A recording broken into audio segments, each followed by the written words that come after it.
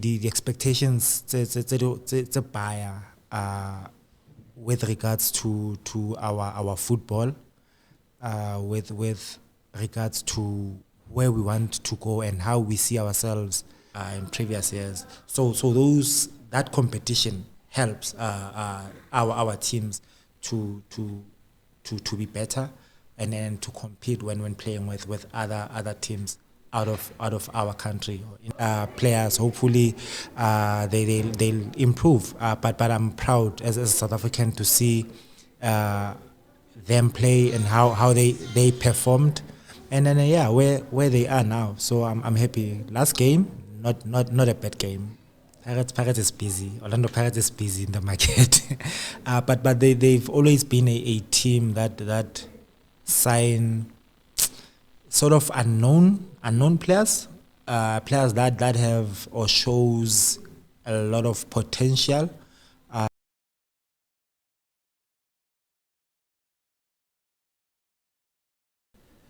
Level.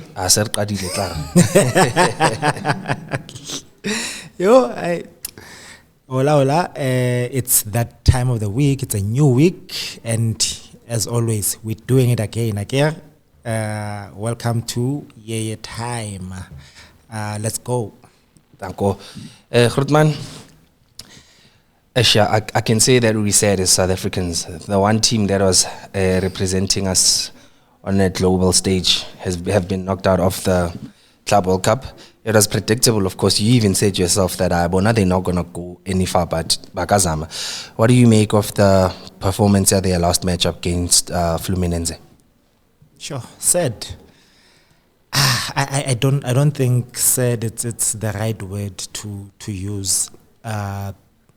Maybe slightly disappointed, slightly, and it is good we have the expectations it's a buyer with regards to our football, with regards to where we want to go and how we see ourselves in the international stage. But personally, I'm not disappointed. Personally, I'm very proud with how Mamelodi Sundowns did. It's the first competition at that stage. Any team in South Africa to take part in, and then coming out 4 points, 1 win, 1 draw, and obviously 1 loss. It's not a bad performance for the team. And then yes, even performance itself, the game in they did well. It's only those small mistakes that obviously cost us games. It's learning in progress. They've learned. I hope so. Maybe locally, when you make silly mistakes, you can get away with those things. But at that level, you will not get away with those things. So it's a learning process for them. And then hopefully they've learned. Hopefully they are better players. Hopefully they'll improve. But I'm proud as a South African to see them play and how they performed. And then where they are now. So I'm happy. Last game, not a bad game. 0-0. I mean, the expectations also were that maybe they will probably lose against Fluminense, who were probably the best team in that group.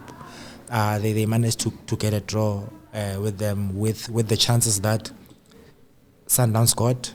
We should have wrapped up the game early, but it was not to be. And then I'm proud to be a South African, watching a team from South Africa representing us that way. They can be proud of themselves as well. Grootman, when you look at this Mamelodi Sundowns team and their overall performance at the FIFA Club World Cup, where do you think they got it wrong?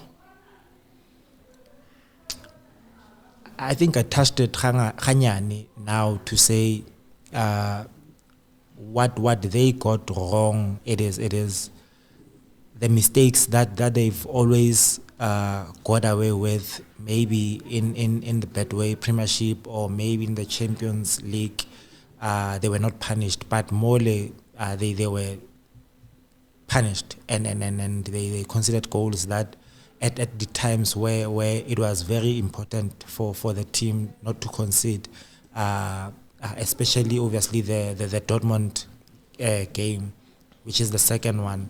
It was very important that the team, at least if they don't win that game, they get a point at least, so that it enhances their chances, and it boosts their confidence as well going into the last game. But again, it's a learning in progress. Those things happen. Football is a game of mistakes, and at that level, teams di sebetsa ka di mistakes tsa bona. When you do one mistake, you get punished and you lose the game. So that's what they should learn, I think. Yeah, no, better luck next time, I guess. Grootman, moving back to the Betway Premiership, we see that teams are signing, they are announcing the new signings and whatnot. We'll start with Orlando Pirates because they seem to be the team that's made the most signings so far. Yeah. Of all the players that they signed, Lapana Grootman, who do you look forward to seeing play the most? Sure. Pirates is busy. Orlando Pirates is busy in the market. But they've always been a team that sign sort of unknown players. Players that have or shows a lot of potential, and they've always stuck to signing youngish or younger, at least, players that will sort of grow into the team and into the space of Orlando Pirates, and they did the same. They signed about 7 players now, if not 8 or 9 or 10, I don't know, maybe 7. And in that group of 7 players, we've seen obviously Kwaiba previously go Bafana. We've seen Namtajela was with Chen team, and he was with Kosafa team few weeks ago. And I think the most talk of the town is Sipho Mbule, and then I feel like he's one player in so many years. I might be wrong, I don't know. I think it's one player in so many years that is signed to Orlando Pirates with that comes in Kalibito le Hevinyana. If I can think, maybe the last one was maybe Benny in the past few years. I don't know any other player that heavier name obviously joining Orlando Pirates, and then Sipho is that player now, top player, very talented player, and he's not young anymore, so he's not a youngster anymore. 27, 28, high profile player in terms of obviously the talent that he has, the expectations from him. So yeah, interesting signings, combination of youngish and experienced players for Orlando Pirates. Speaking with Sipho Mbule Grootman, I mean, given his behavior and all the things that people are saying about him, do you see him do well at Pirates, and is it a good investment for Orlando Pirates? Talent-wise, I see him doing well. Talent-wise, and there's no doubt about his ability on the field, not at all.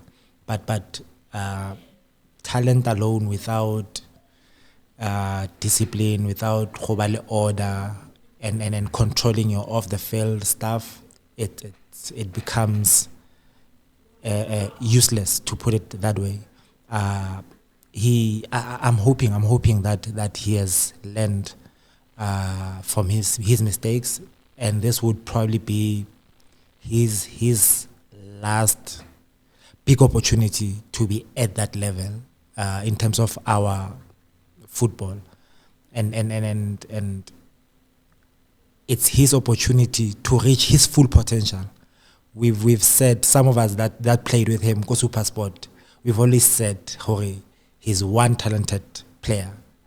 but you have not. I don't think we have seen the best of him yet. But that is only disturbed or derailed by off the field stuff that has nothing to do with football. So he should stop whatever that he's doing that is not helping him to be a top player in the country, and then focus on football.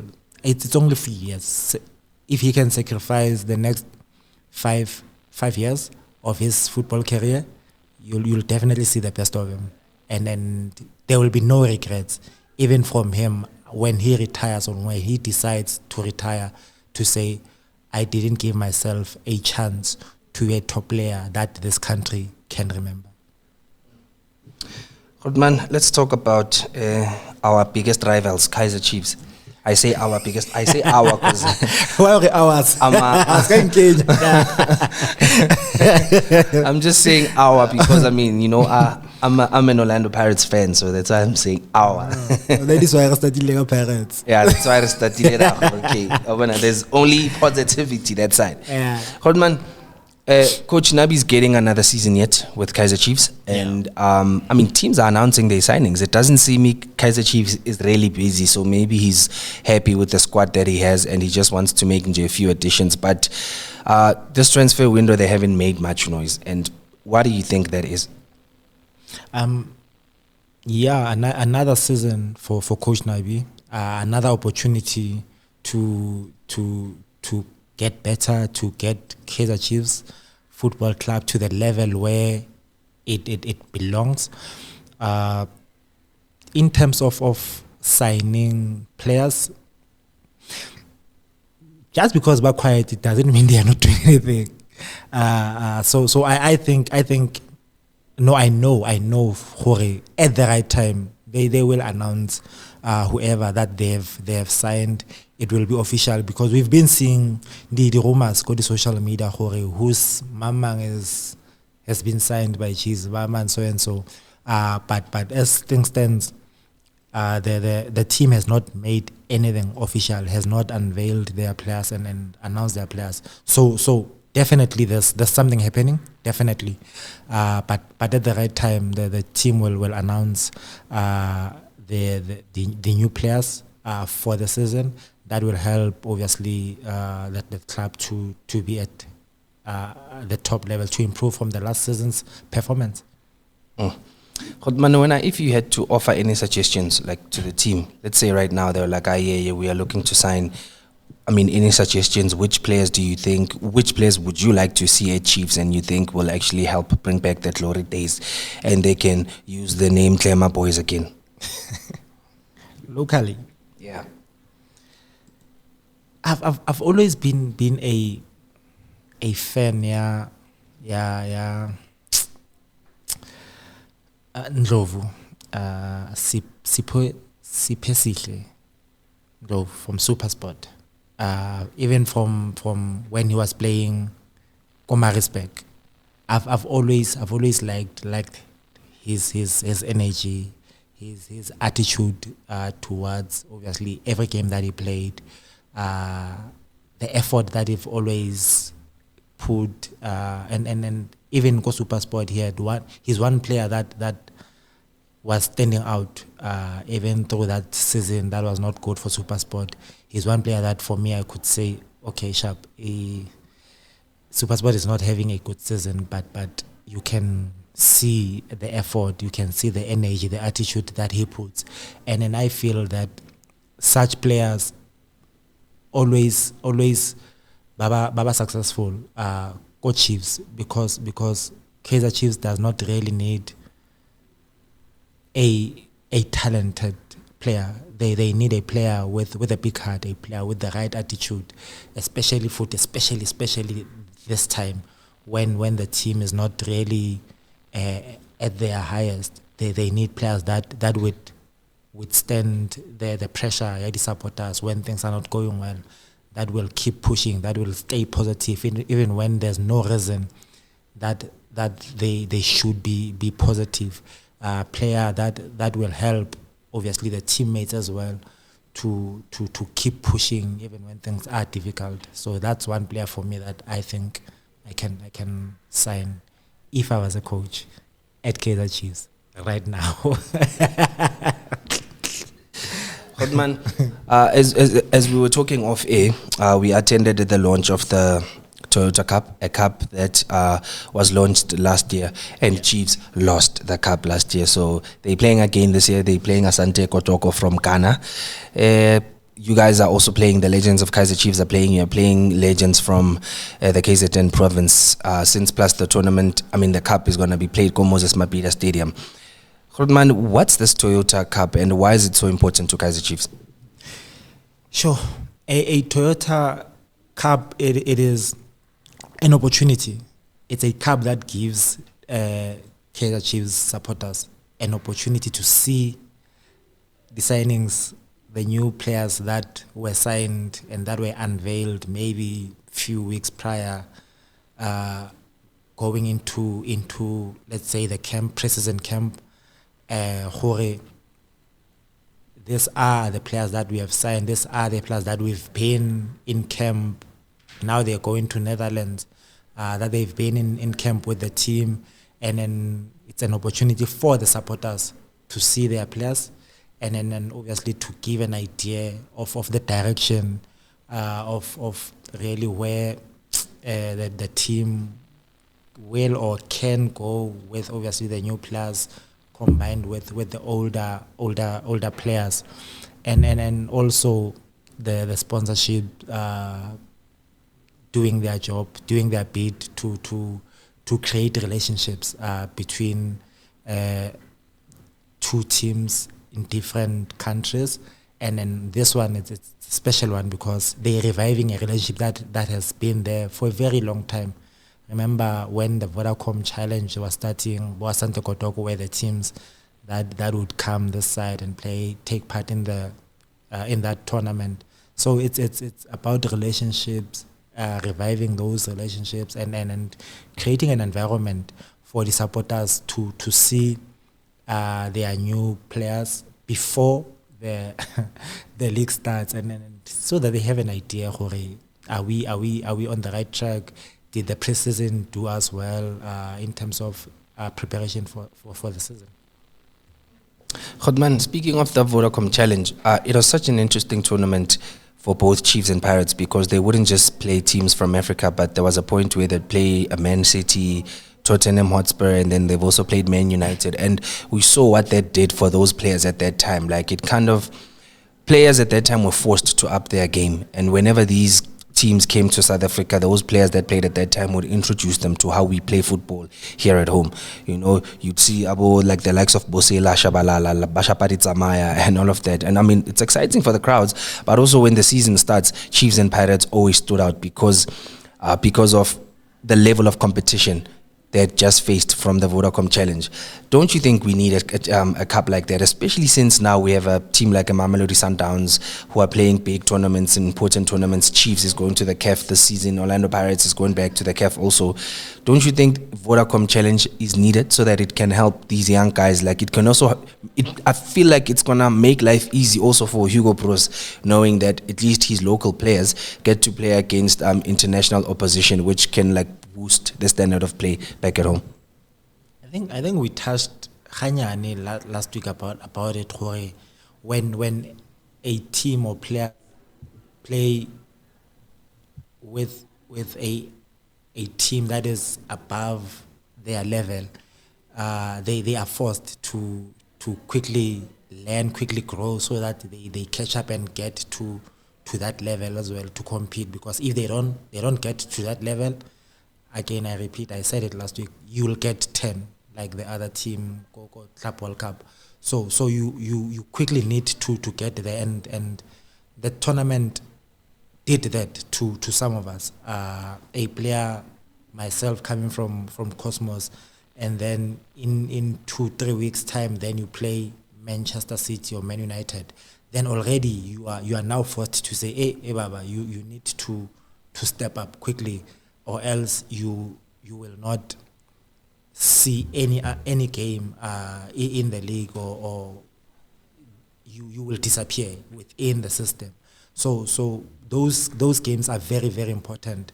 Hence, also we see that Mamelodi Sundowns competed in the Club World Cup because they've been doing the Preseason Stabona in Europe the past few years, and then it was not too difficult. Yes, difficult it was, but not too difficult.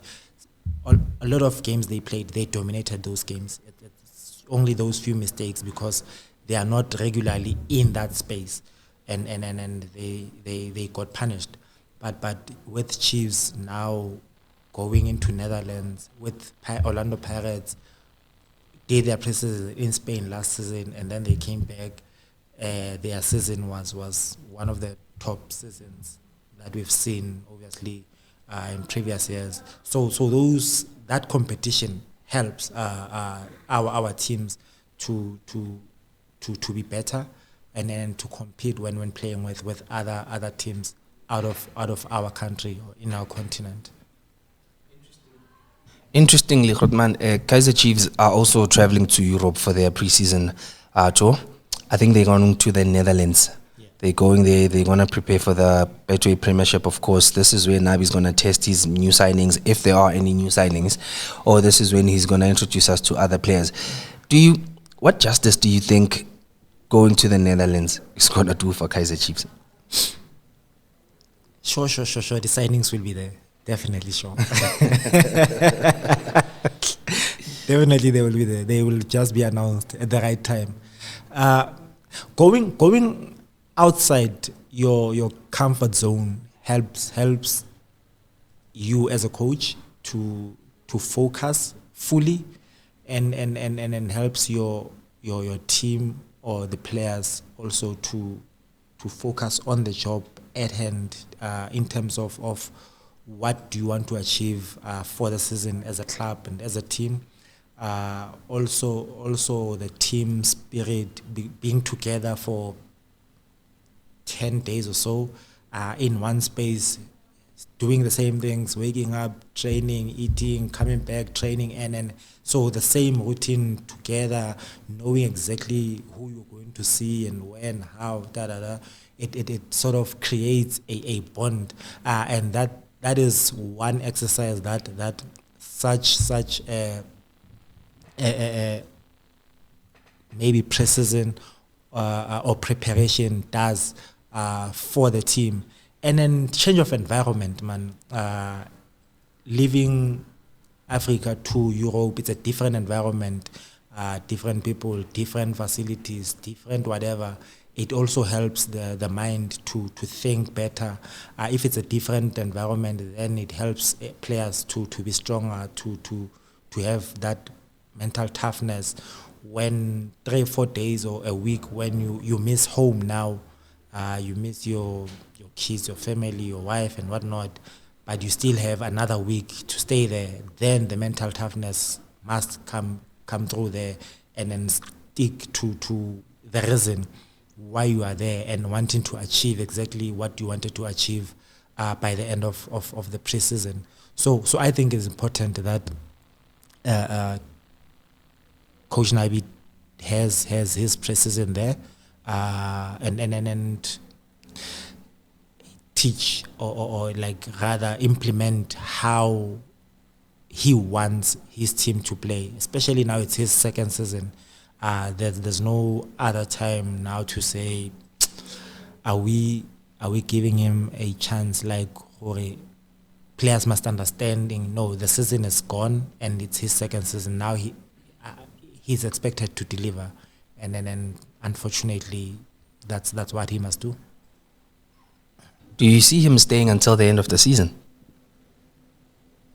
As a coach? As a coach, yeah. As a coach, for me, I want him to stay. I as a coach, I wouldn't wish any coach to not to finish or not to finish his term or any team, and because it does not really do well also for the players to keep changing players. As a coach, definitely I would want I would like him to stay, but it depends on a whole lot of of things that we don't really have control over, and between conversation between himself and the club, they know what was the agreement and then what they've agreed on in terms of the deliverables and whatnot. So, yeah, unfortunately, as a person, I would say, yeah, I would want to, but there are responsibilities, there are achievements, there are deliverables that he needs to deliver for the club. Godman, just sticking with coaches for a bit. I mean, you're a coach yourself. Mamelodi Sundowns have been different ever since the departure of Reneilwe Mokwena, and not different in a good way, but in a bad way. We've seen how they've dropped performance. They're losing important matches. They're even losing like silly fixtures, like losing, no disrespect, but losing to Bopulukwani City. Whereas Rolani, when he was coach, I mean, for the entire season, he only lost once. And then he won them the league. He also won them the African Football League. And then he took them to the semi-finals of the CAF Champions League, which for me means he was successful there. But ever since he left, it's been different at Sundowns. Made it to the finals of the CAF Champions League, lost. Went to the FIFA Club World Cup. We saw how they performed.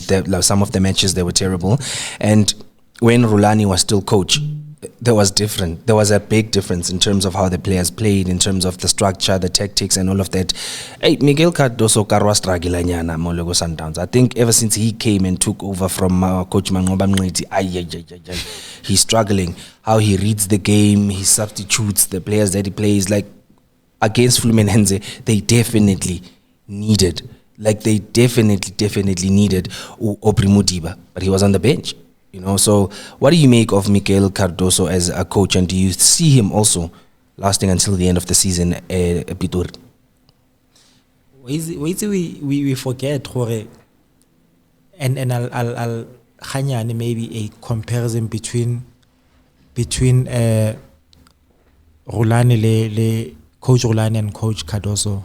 It is that Coach Rolani, he's a local boy. Ke mfana mokasi. And he knows a lot of players that he has coached, even personally, not just professionally. And he knows how the player Mokasi behaves when certain things happen. And he, because of that, it becomes easier to understand each other, and it becomes easier to understand how he wants things to be done, and vice versa. The players understand quickly how he wants them to play, right? With Coach Cardoso, it becomes tricky. Yes, it's Mamelodi Sundowns. Yes, it's top players. Yes, they've bought players from wherever in the world and whatnot with a lot of money. But in the end, they are still people. And you still need time to adjust, to adapt into a country where you don't know much about it. Maybe you see things from the videos. We've sent you the games or the share, and you see players only from the videos. But now you're working with those players on a daily basis. What you saw on TV, it becomes a different picture with what you see on a daily basis, even at training. So now you need to readjust to what you have always thought about certain players that you've seen go TV, and now you work with them on a daily basis. And you've seen others that you have not seen on TV because they were not making the team squad. And so now it becomes a different story. It becomes a different picture. For you, it becomes now longer to adapt and adjust to Batubao, and you also need to bring your own personality into how you want Mamelodi Sundowns to play. Yes, the team has a certain way of how they want to play, right? But in all of that, you still a person, you still an individual with your own personality. You need to swaganyana there with how you want your team to play, and it becomes longer, moving from, let's say, one coach way of playing to the other. It's a process, and I've always said, Jorge, it helps the process when you win games, right? Because it buys you time, especially when you're coaching a big team. When you are still in a process of rebuilding or adjusting, adapting into that space, but getting results, it buys you time because you're getting results, and people will not say, hey, we are Lewalo, hey, he does not play whatever. So results will buy you time, right? Unfortunately, go Mamelodi Sundowns, the games that buys the coach time is the big games, because they've used to winning those big games, and if you lose that one, we overlook everything else that you have done where you are. So with Coach Cardoso, for me, I still say the same with Coach Nabi. He still needs time, whether we like it or not. For a person to be in the space and do exactly what he wants to do, football wise, he needs a bit of time. He's been there 6-7 months, not even a year, but obviously because of the team that he's in, we are now based on what the previous coaches have delivered. Unfortunately, that's part of his job. Grootman, Durban City have been promoted. Yeah. I mean, they were formerly known as Maritzburg United. They're back in the Betway Premiership. It's good to see them back. But the coach that helped promote the team, they fired him, and there's a rumor that they might be appointing Kevin Hunt. What are your thoughts on that? Coach Simo was obviously their coach that got them promotion. Top individual, top human being. I did my coaching badge, a license with him. Top coach. He has a lot of experience. Coached a lot of NFD teams. Coached even in the PSL. We've seen him. Leko Moroka Swallows at some point. So he has a vast experience in that space, and it's unfortunate because I know that the plan that the work that he has put with his technical team for them to get promotion, he was working non-stop to make sure that the dream happens, and it's unfortunate that he's no longer there. He will not be the player, the coach rather, that will be coaching, sitting on the bench when Durban City plays their first Betway Premiership game. Again, it's part of football. It's part of life. Whatever happened. We don't know what happened. I'm not happy with it. Obviously, as a person, as a coach, I'm not happy with it because you can't invest your time, everything that you have, and when you have finally achieved or think you have achieved what you wanted to, and it happens, it ends like this. It's not a nice thing, but you have to accept and move on. I'm sure that wherever he's going, he'll do a great job again because he loves what he's doing, and with whoever that they want to appoint,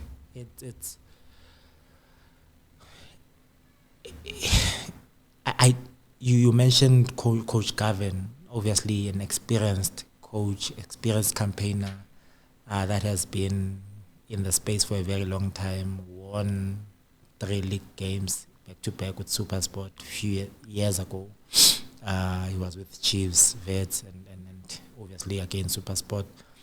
I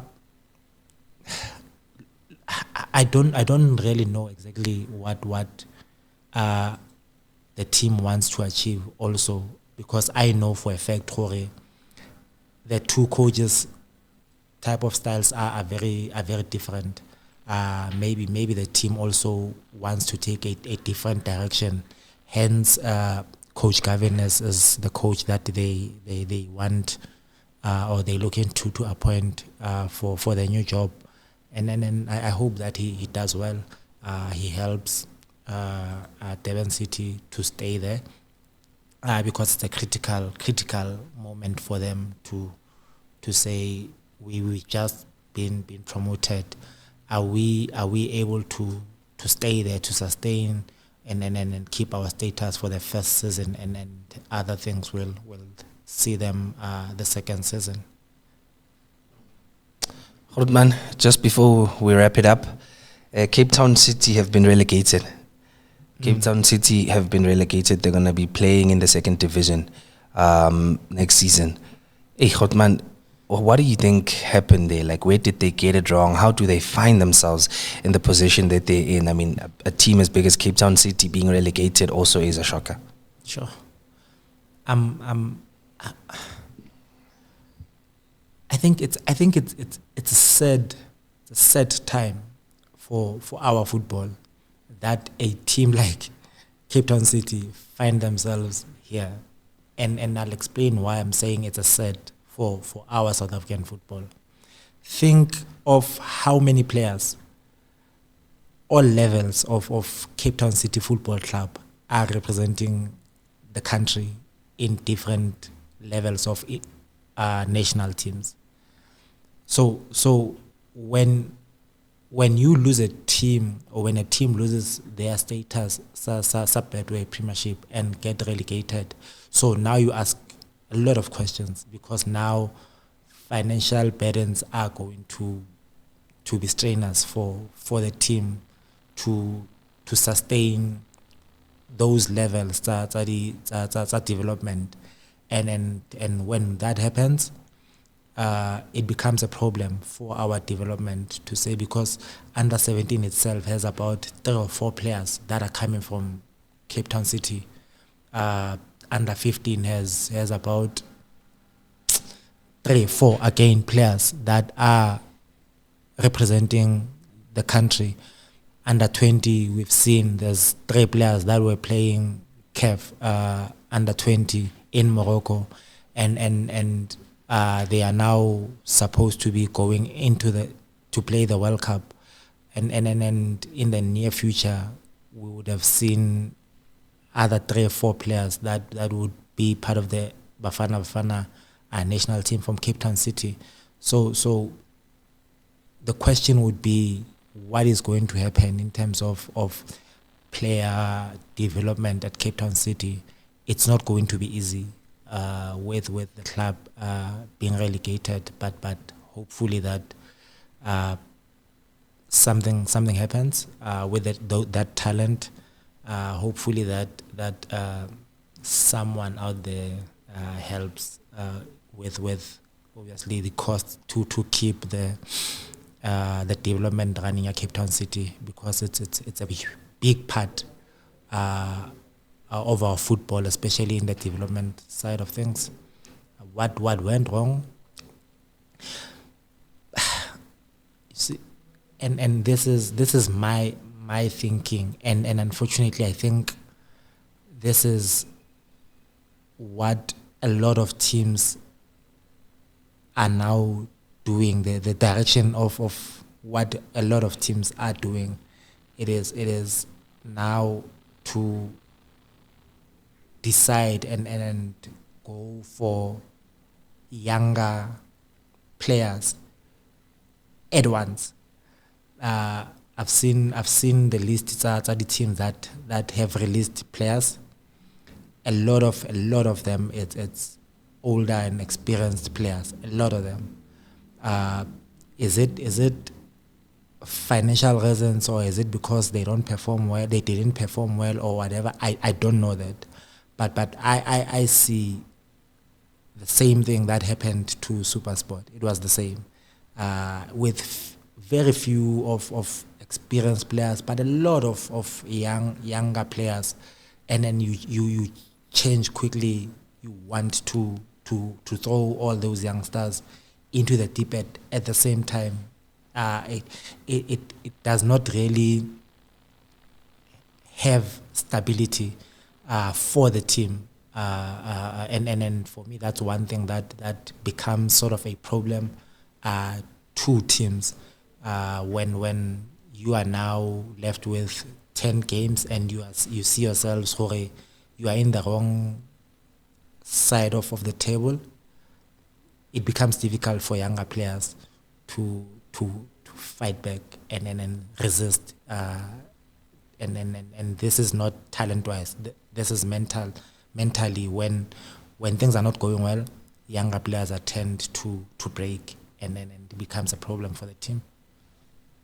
Hotman, we just have a few comments here. I'll read a few for you. Just people showing you love. I mean, this just shows the impact that you had on the beautiful game. There's a comment from Stone Ari. Yeah, Hotman, please go back to Chiefs. Since you left us, it hasn't been the same. Sure. Go back as what? Go back as what? There's a player. No. I've always said this, and Kitola that comment most of the times to say go back and play. I don't want to play anymore. Kidlala early 27, 25. KZN Moses Mapida with the KZN legends. Before obviously Kaizer Chiefs versus Asante Kotoko. So those are the spaces that I play with the Takatsaka.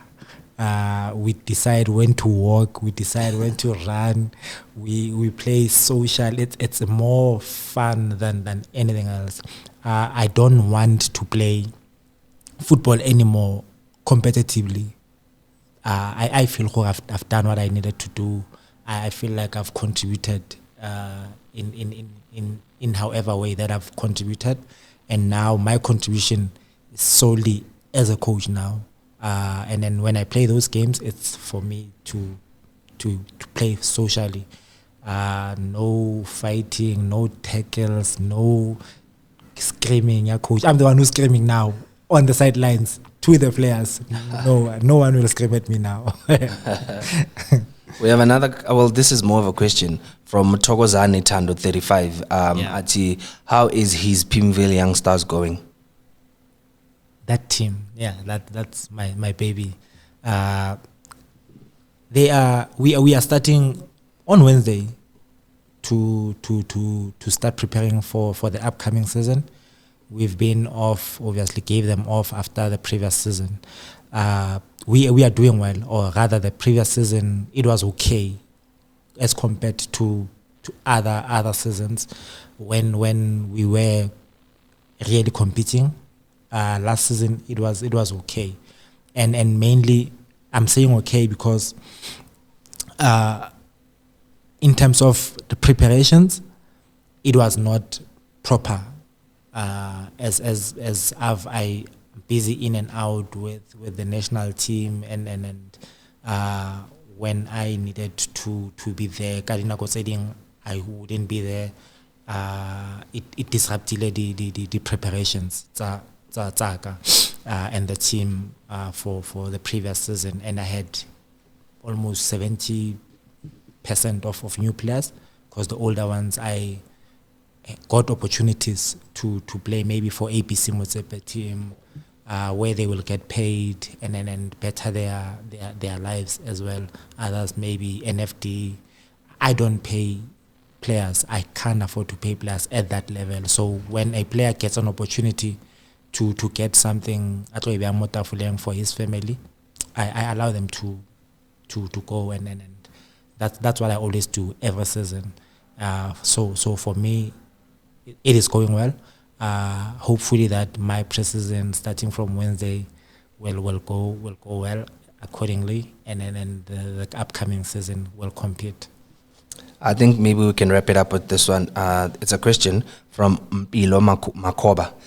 Ari, do you think that Kaizer Chiefs have found your replacement? If yes, who is that player? My replacement. I don't think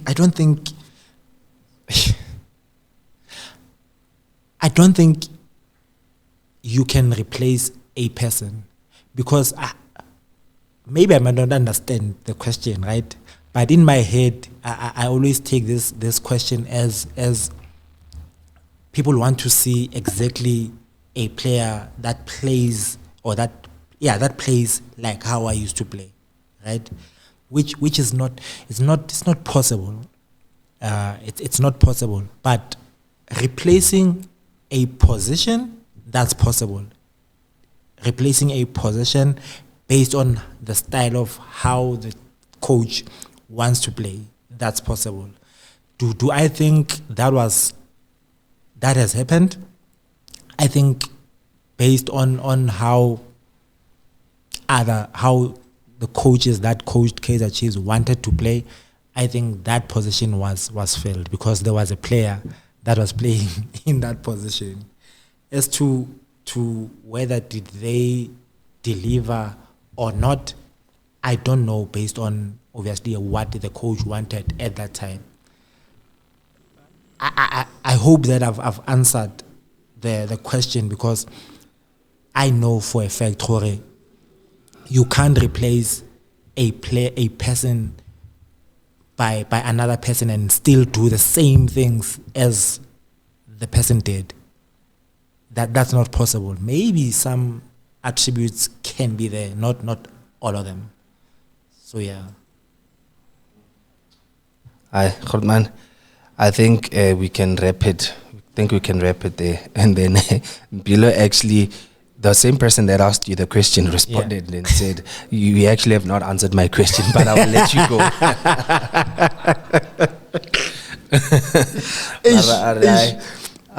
He'll let you go. No, and then no, I don't know, maybe we can take just this one last question. Yeah. And then Ed Fanel says, how much of an impact does ex-Chiefs players have in terms of advice and mentoring the current players? Sure.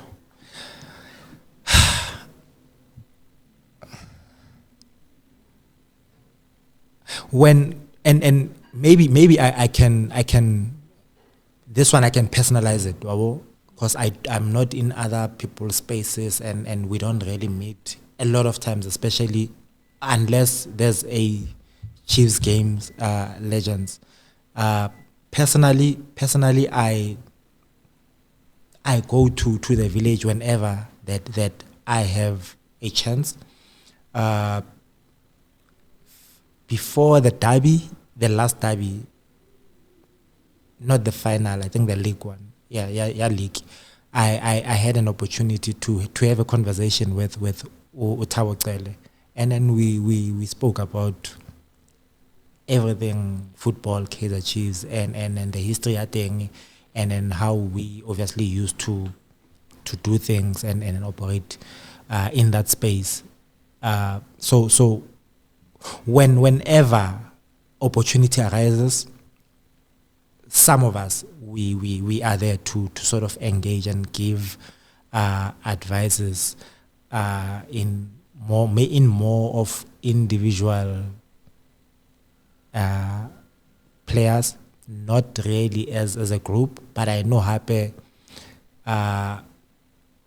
Dr. Kumalo and Shaba went in camp. I think that was also before the final Lanet Bank or before another derby. I can't remember which one. So they were invited to go and have a chat, lady players in camp. So there's a level of sort of involvement in the football legends every now and then, and yeah, on an individual basis they know most of players. They know at any time when they want to have a conversation, they know where to find us. We are there. Khotman, thank you so much for your time. I think Khotman. Yeah, no. It was good having obviously this conversation again. Catch me again next week, Monday, same time, same place. Away.